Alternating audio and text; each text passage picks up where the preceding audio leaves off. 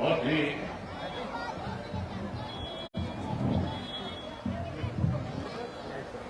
आदर और सम्मान के योग मेरे साथ में इस परिवर्तन यात्रा में चल रहे पार्टी के राष्ट्रीय स्तर के प्रदेश, जिला और हल्का स्तर के सभी नेतागण, मान और सम्मान के योग गांव बागरी के आदरणीय मेरे पिता तुल्य बुजुर्गों, नौजवान साथियों, सम्मान के योग्य माताओं, बहनों, भारतवर्ष के उज्जवल भविष्य प्यारे बच्चों, मैं सबसे पहले तो आप सबका इस बात के लिए आभार व्यक्त करता हूं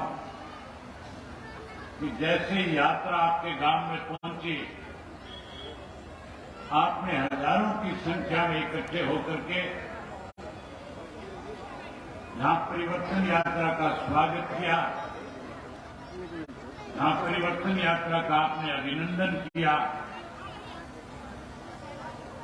वहीं आपने मेरे साथ जो यात्रा में चल रहे मेरे साथी हैं, उन सबका बहुत हौसला बढ़ाया, इसके लिए मैं आपका बहुत बहुत आभारी हूं।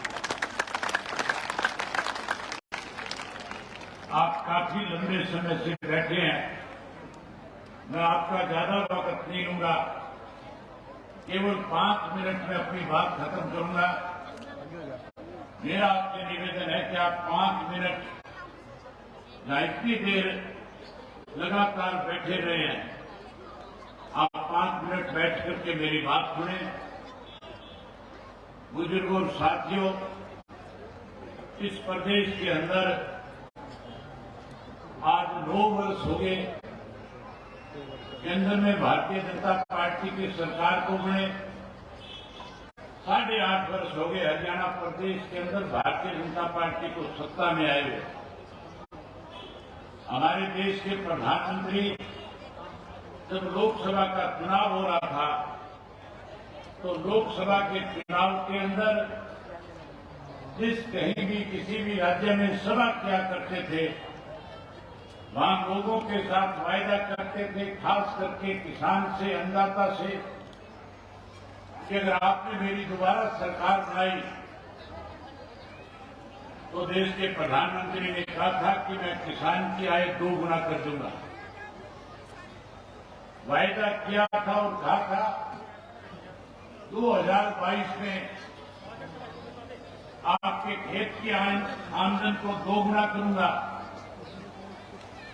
आज 2022 बीत गया, आमदन 2 गुना होने की बजाय आज किसान के सर पे कर्जा चढ़ गया, महंगाई बढ़ गई, भ्रष्टाचार बढ़ गया। वहीं उसके साथ साथ पढ़े लिखे नौजवान बच्चों को जहां रोजगार और नौकरी मिलनी थी, आज वो नौजवान मायूस हो गए। मेरे से पहले इस बात का जिक्र आया था कि अब तो जो नई चुनी हुई पंचायतें हैं, मुख्यमंत्री ने कहा था कि हम इन पंचायतों को ज्यादा अधिकार देंगे। आज ज्यादा अधिकार देने की बजाय पंचायतों को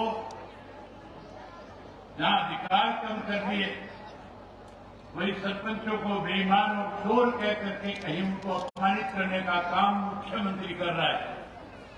इसलिए आज पूरे हरियाणा प्रदेश के सरपंच लामबंद होकर के इस मौजूदा सरकार के खिलाफ अपनी लड़ाई लड़ रहे हैं, आंदोलन कर रहे हैं।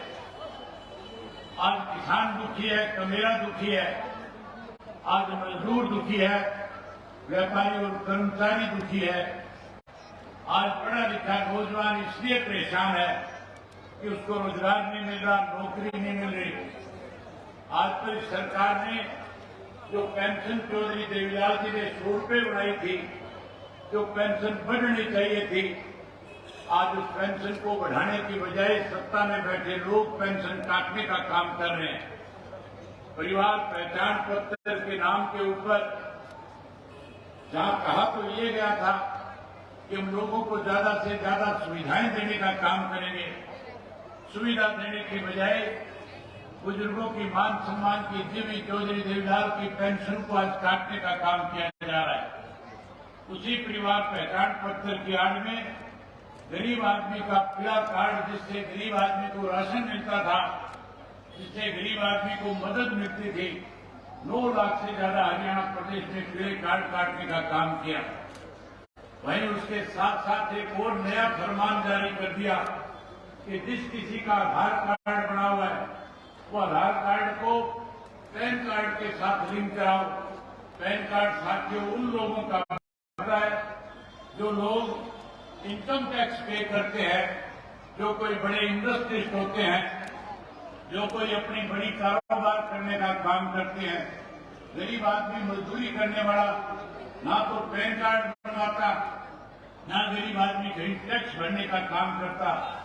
आज इस सरकार ने पैन कार्ड और आधार कार्ड को जोड़ने के नाम पे 1100 रुपये प्रति व्यक्ति के हिसाब से लेने का काम कर रही है। अंत हो इसके लिए चौधरी ओम प्रकाश चौटाला जी ने परिवर्तन यात्रा शुरू करी है।